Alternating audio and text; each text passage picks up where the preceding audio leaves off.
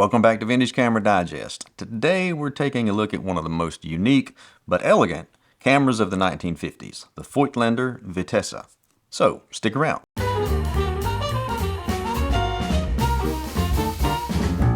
Before we get started with the Vitessa, I want to direct your attention to this episode's featured photo. This portrait comes to us from Felix Fischer, titled Victorian Sunbath.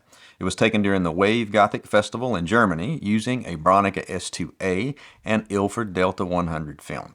Black and white was definitely a good choice for this. Great composition, great use of props. So thank you, Felix, for sharing it with us. In the last episode, we talked about a couple of mid-50s 35mm cameras, the Bullseye. Not particularly elegant or refined, the Bullseye cameras are pretty much consumer-grade rangefinders that ultimately do get the job done. But the camera we're looking at today is definitely on the other end of that scale, the Voigtlander Vitessa L, a unique design that would rival almost any other camera in fit and finish. Voigtlander is arguably the oldest brand associated with photography. It was founded in Vienna in 1756 as an optical company. In 1841, they produced the first all-metal daguerreotype camera, and soon after that, they were producing wet plate cameras. In more recent years, beginning in 1999, Japanese camera manufacturer Casina acquired the rights to the Voigtlander name and produced some very fine 35mm rangefinders. And today, they still manufacture lenses. But let's get back to 1950 and the debut of the Vitessa. The earliest models had no meter, no accessory shoe, and no strap lugs. You know, I've never considered that a camera might not have strap lugs, but I guess it's a thing. Anyway, in 1954, Voigtlander released two new Vitessa models, the Vitessa N with an accessory shoe and strap lugs, and the Vitessa L, which went one further and added an uncoupled selenium meter. And that's what we have here. The Vitessa N, and Vitessa L models all have what became known as barn doors that conceal the lens and bellows. The Vitessa T of 1956 did away with this and substituted the bellows with a rigid lens mount and allowed for interchangeable lenses. But this barn door design has always intrigued me, so when one of the channel's loyal viewers asked me if I'd like to borrow one to take a look at and review, I said absolutely. So, let's dig in. First off, opening the camera is simple. You just press the shutter release and the barn doors will open to reveal the lens. If they don't swing all the way open, which in most cases they probably won't, you can just open them the rest of the way with your fingers. This camera features the Color Scope R 50mm 2.8, but an Ultron 50mm f2 was also available. The non-metered version, the Vitessa N, had a Color Scope R f3.5 available as well. Secondly, you know how some cameras won't sit upright when you've got a lens attached? You know, it just sort of gets front heavy and falls over like this. Well, check this out. On the bottom right barn door is a little tab that you can extend that supports the lens and barn door simply when it's open. Look at that.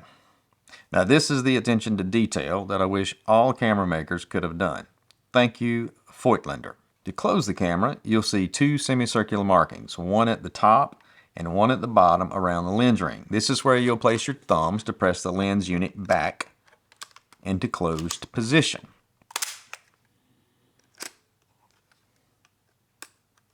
Now, you may be asking, if this is the shutter release, then what is that? Well, that is officially named the combi-plunger, and it advances the film and cocks the shutter. And it's really what makes these Vitessa cameras unique. On the bottom of the camera, we have the back release lever, the rewind button, and the rewind crank. And before I forget, we do have a PC socket on the barn door itself. Now, while we're back to the front, let's talk about the shutter and f-stop controls. This camera uses the exposure value or EV method for setting exposure. Now, the manual for the Vitessa refers to this as light value instead of exposure value. But the way these are thought of today, it's more like exposure value. So let's take a close look at the meter. The first thing you'll need to do is calibrate it to the film speed you're using. Also take note that the meter refers to ASA instead of ISO, but it's the same. If you're shooting anything out of 200, you're kind of out of luck because that's the highest this meter will go. And in the 50s, this was about as fast a film as you'd be able to find. But let's set it for 200. I'll find 200 in the scale and notice that it corresponds to the F column at the top. Now turn the meter drum control knob until you see F at the top of the list of numbers in the meter window. Now the meter is set for 200 ISO. Now once you get the shot set up and ready to set the exposure, we've got to refer back to the window and take note of the number that the red needle indicates. If it's pointing to a black section of the meter, it's referring to the EV hole number that you see in this list of numbers. So in this case, it's like 9, 11, 13. If it's pointing to the white area of the meter, it's referring to those in-between numbers. So in this case, it would be 10, 12, 14, and so on. We're going to take note of the number that the meter is pointing to, and in this instance, it is 11. So we're going to take that number and transfer it to the EV scale on the bottom half of the shutter control ring. There's a little tab here that you can pull and adjust. So we're going to pull that and rotate it until the little white dot matches up with number 11. What this does is it locks the shutter and aperture controls together. Now if we look at the shutter and aperture ring right now, it's showing f5.6 at 1/60th of a second. But if we change the shutter to 1/15th of a second, the f-stop automatically adjusts to f11. Now a lot of people don't like the EV system, and neither do camera makers apparently, since just about every camera produced in the last 60 years hasn't used it. But I think it's a great way to think of exposure and learn the relationship between shutter speed and f-stops. So let's talk about focusing. In the viewfinder, you'll see a bright square patch in the middle. This is the rangefinder patch. All you have to do to make sure you're focused is to adjust the thumb wheel on the back until the images in the rangefinder patch align. So now that we've set the exposure and focus, we're ready to take a photo. And to advance the film and cock the shutter, one press of the combi-plunger is all it takes.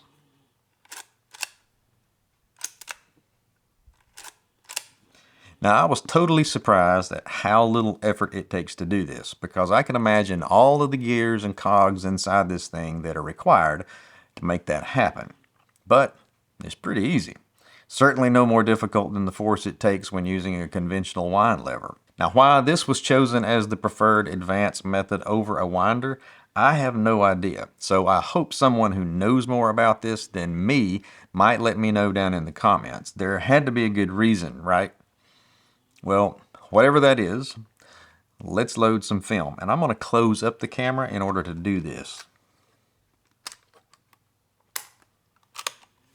So on the bottom of the camera is the back release lever. I'm going to flip it up and rotate it so that it aligns with the word off that's engraved there. Then just pull, and now we have access to the film chamber.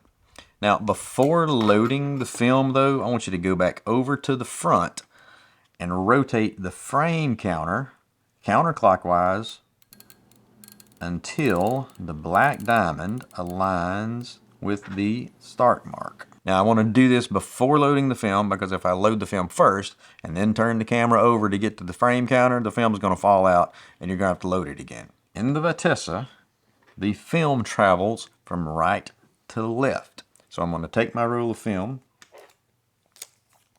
and I'm going to insert the leader into the outer sleeve of the take-up spool.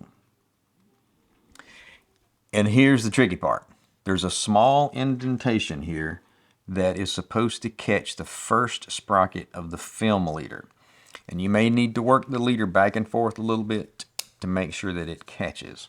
When it does, you can just pull the film cassette across the back, put the cassette in the cassette chamber, then just replace the back, and lock it. Now if this were a camera with a regular old film winder and advance, this is when I tell you to take up the slack on the rewind crank before advancing the film to the first frame, because then the rewind lever will rotate when you advance the film, giving you confirmation that the film is loaded correctly. But we don't have that with the Vitessa. But there is a way to confirm that the film is properly loaded and advancing. And this is for the Vitessa L. The first Vitessa model has a different method of checking, and I'm not certain if this applies to the Vitessa N either. I looked at the manual, but I didn't find any reference to it. But on the bottom of the camera in the middle of the rewind crank, the crank's shaft is marked with a red line. Now this red line will rotate if the film is loaded correctly. So if you press the plunger to advance the film and this red line does not rotate, the film is not advancing. So we've got the film loaded, we just need to advance it to the first frame. Just going to open it up.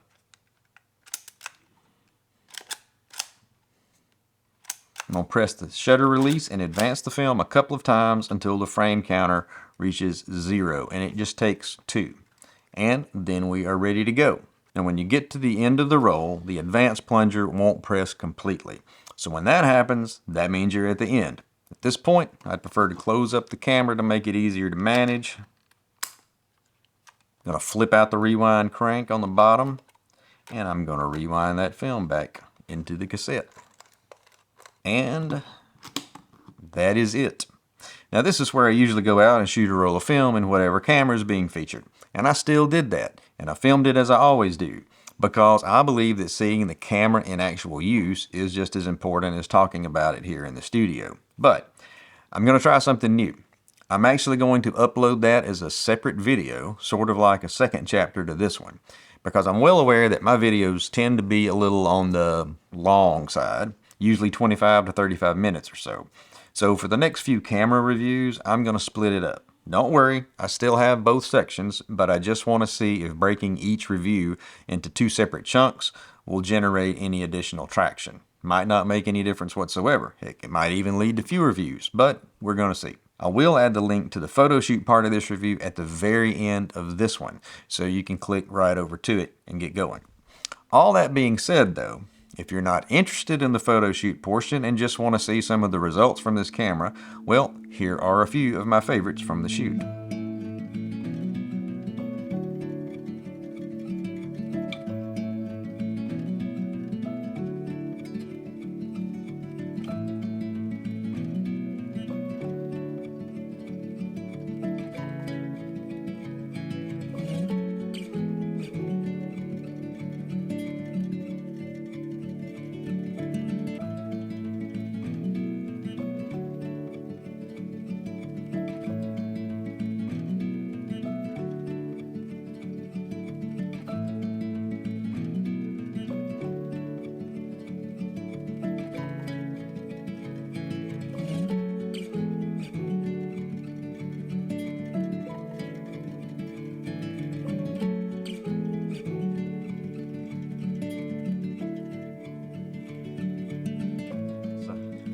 So what's my take on the Voigtlander Vitessa L?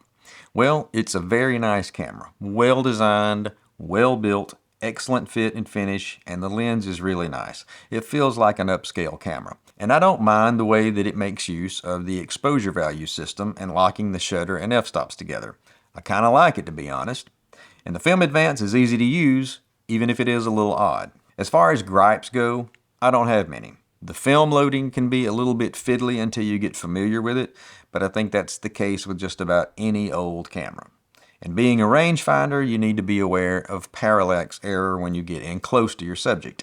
And you'll need to keep in mind that what you see in the viewfinder might differ slightly in the final image, so you can't really depend on it for 100% accurate framing.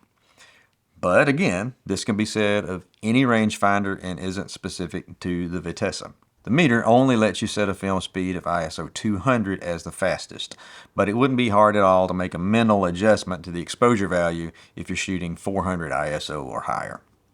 Bottom line is, I like this camera, and I really appreciate Richie for letting me take it for a spin here. And before we wrap it up, I want to give another shout out to Felix Fisher for the great portrait here. If you'd like to submit one to be featured, just send me an email at this address, and I will also put it in the description below.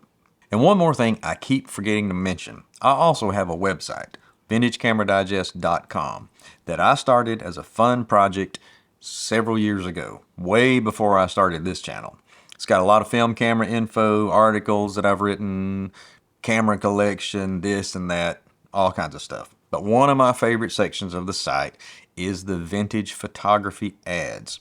Now, I used to always look forward to picking up the latest issue of Popular Photography, Modern Photography, or Peterson's photographic magazines just to see all those cool ads for the latest gear.